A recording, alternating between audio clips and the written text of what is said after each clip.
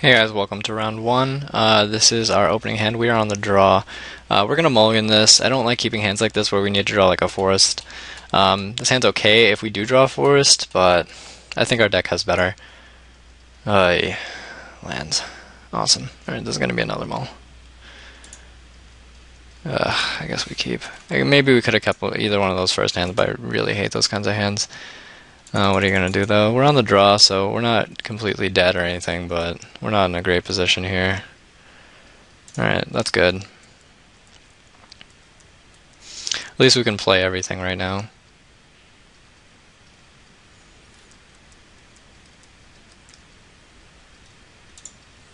That's also very good for us. So now we sort of have plays, which is a good thing. See what our opponent has on turn 3. Nothing. Nothing, you say. Alright, we'll just play out the Shamble Shark. If it dies, it dies.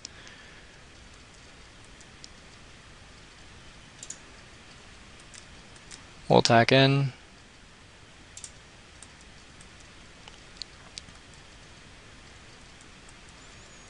Nothing much else to do this turn. We're not going to play out the Nimbus Swimmer as a 1/1 flyer. That seems terrible.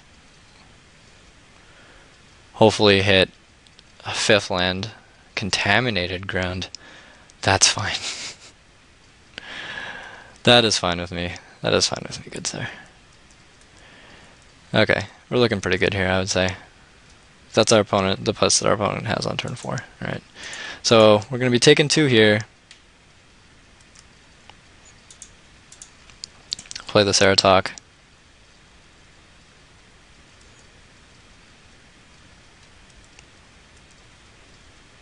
And then next turn, if we hit another land, we go Nimbus Swimmer on 3, evolve our Shamble Shark again. And then we have 2 4/3 Tramplers and the 3/3 Flyer in the air, and this is going to be very hard for him to beat.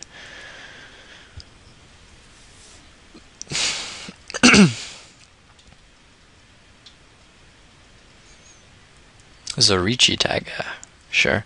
So that is only a 2/3. We don't need to do anything if we draw another land. If we don't, we're probably Hands of Binding it. Land, sweet. No problem just losing the 2 life here, that's fine. If that's like... We don't really care, basically. We evolve our Shamble Shark again. Seems good. Bash in for 8. He almost has to block here. Alright, he's dead next turn to like Hands of Binding, Burst of Strength, so. Because we have 11 power on board, he can go up to 9 if he taps 2, and then like something else, I guess. 5. Viscopa Confessor, that's fine. So he's going to take the Hands of Binding, I would assume. I mean, he's just dead here. He took 2. We have Burst of Strength and Hand of Binding. He's dead. Like, either one he takes, he's dead.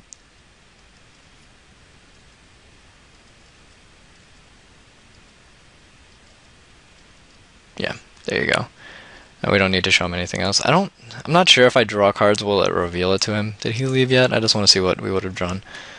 We'll draw cards. Alright, Drakewing Krasis and a couple lands, so that's fine. So...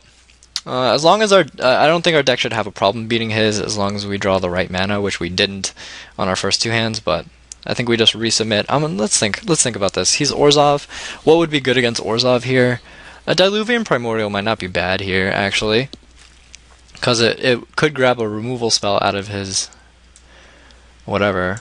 So what would be bad against him? I think Snapjaw would be bad against him because it trades with a lot of his X2s. I think Primordial is probably better here. It's like an extra 2 mana, but I think the upside is a lot better. Snapjaw doesn't seem necessarily amazing against him. We'll submit this. I think that's a fine sideboard. I know Primordials are normally not really playable, but I think considering that he's playing Orzhov, the Snapjaw is not going to do terribly much, necessarily. Alright, this hand is definitely keepable. Not amazing once again, but it's definitely fine. Sure, we'll play out the island. Doesn't really necessarily matter.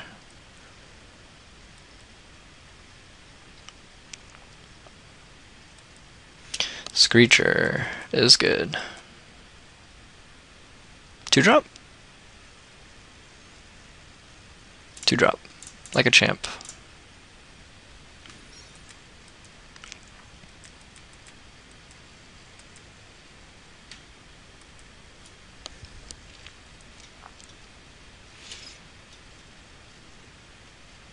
Basilica Guards is fine. Gonna be taking 1 here. That is a lot of, it's a pretty good extort amount right now that he's got. He doesn't attack in for some unknown reason. It seems quite silly. Yeah, he's not playing very well. He said "ugh" in chat. Alright, we need the forests more so, because like we're heavy. He's shown us contaminating ground, so if we play the forest, he's more likely to put it onto the island, and we have a bunch of islands in hand, so the correct play here is to play out the forest first. We'll play out the Croconura. Not really do much else. Like swinging in, he'll just block, I'm pretty sure.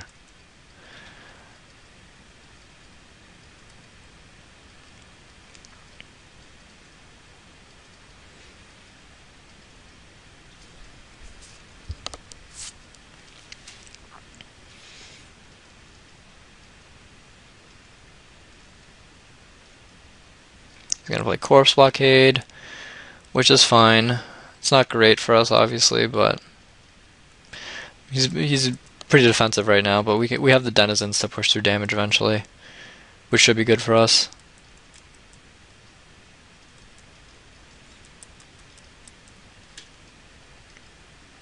Nimbus Swimmer here is pretty good too. I think we'll just play out the Denizen. And at this point, we just need to build like an overwhelming board state.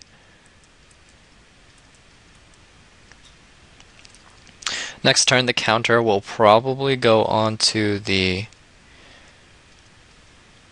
I want to say Oculus. Let's think about this. This is going to be an interesting thing.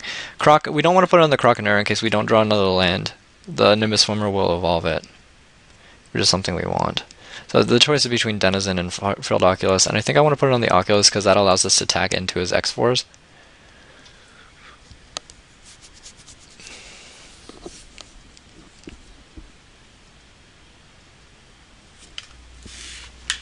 Whereas if we put it on Denizen, it'll just be a little bit slower. Like, we would need to put 2 counters on it to be able to attack with it effectively. Death's Approach, that's fine. So now we might want to put a counter on it just because... Alright, he's gonna extort us out twice, that's fine. He could leave up Smite here. I don't know why he left up the black. Seems kind of poor on his part.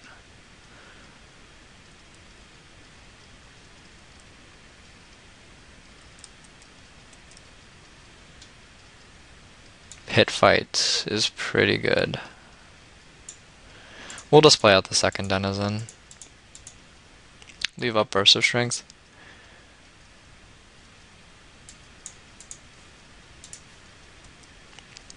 Or on the Oculus.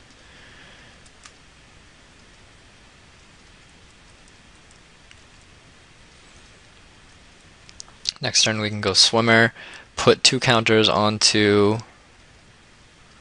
Okay, that's fine too. He can extort us out as much as he wants, honestly. It's not that big a deal. Like, he's going to gain a lot of life, but the chances he's going to be able to extort us out of the game before we can build an overwhelming board state and just like completely take over is highly unlikely.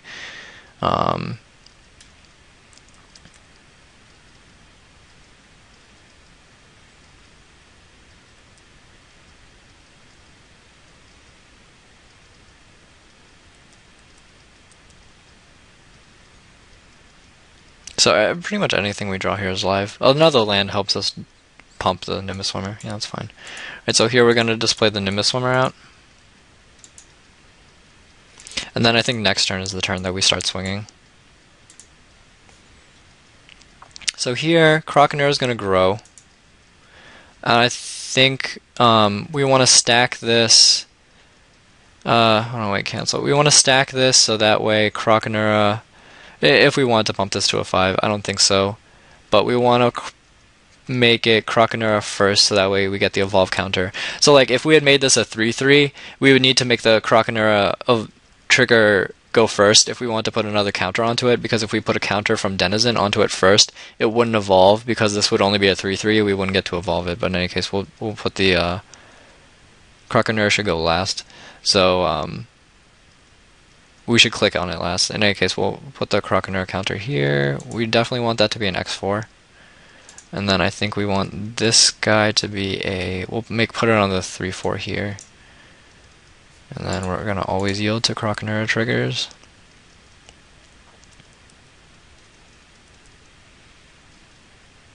There you go. Alright, so now we got a bunch of 4-4s, a 2-3, a 3-4. This is a pretty overwhelming board state we have here.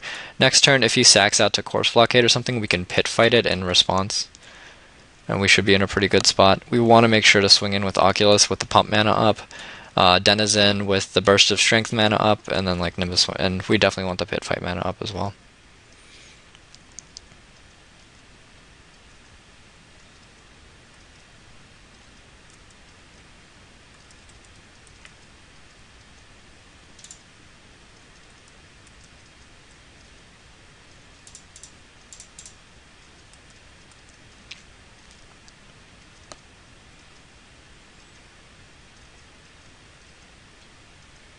This could be Arrows of Justice.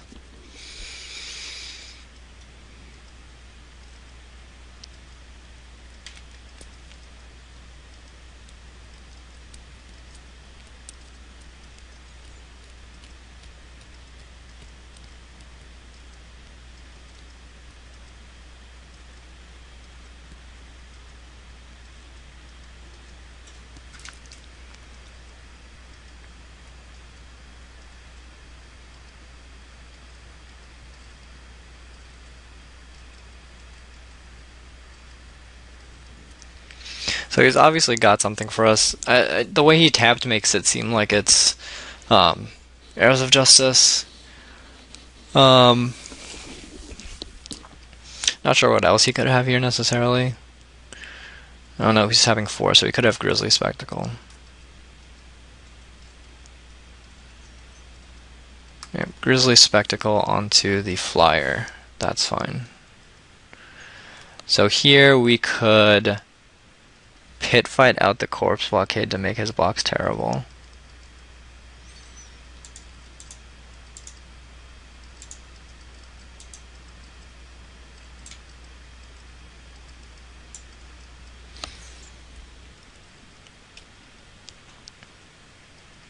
Because the Corpse Blockade does trade pretty well for a lot of our dudes.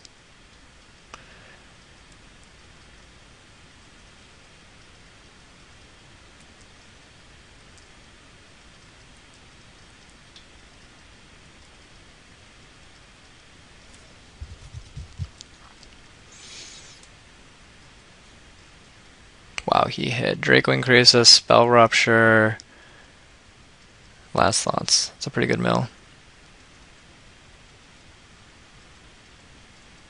Good thing the Denizen is still alive.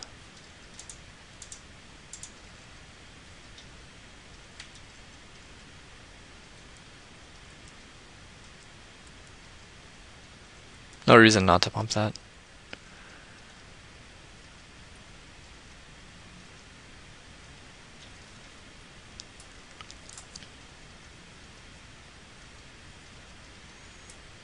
Gonna play Thrall Parasite, extort us out for some more, which is fine.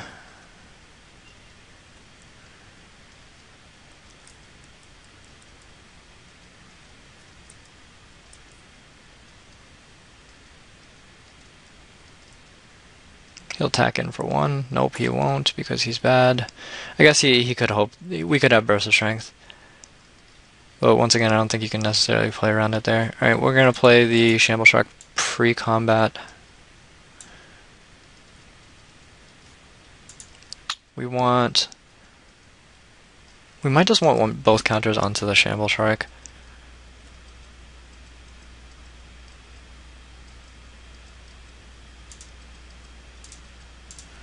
To make it a 4-3 immediately. Just grow the darn thing.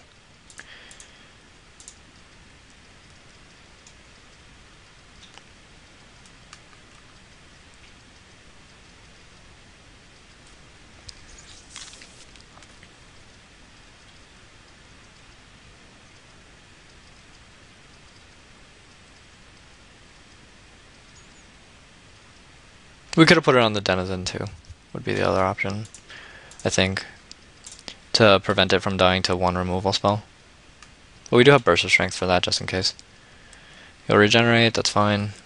He still takes 7, goes to 9.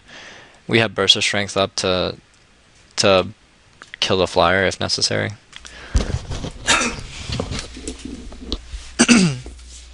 He's missing. He's been stuck on lands for a while now, so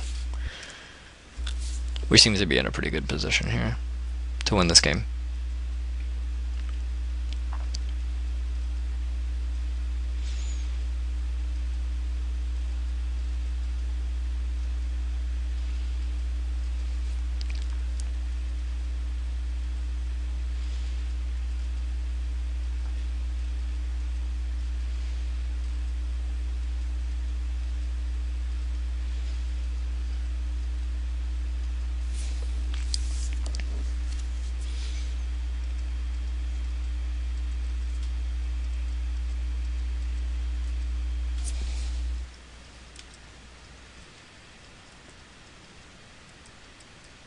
So he's got to play, but he didn't do it. So this seems like a removal spell. Excuse me. We're going to Hands of Binding first, obviously. We're going to Hands of Binding the Dutiful Thrall to prevent any good blocks.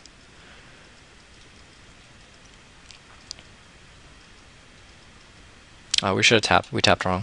Tapped wrong.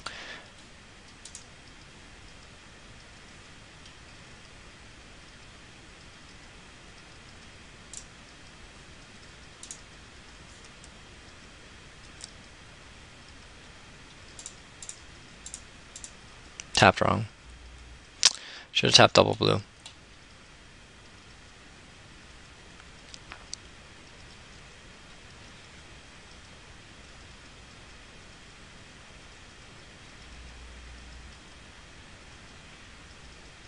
Is this another Grizzly Spectacle?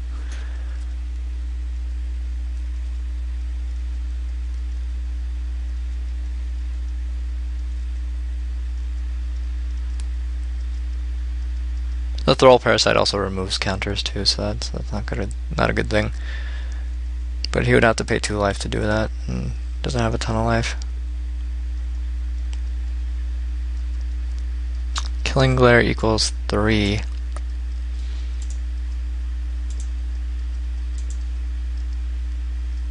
We'll Burst of Strength in response to counter it. That should be game. I don't see him coming back from this.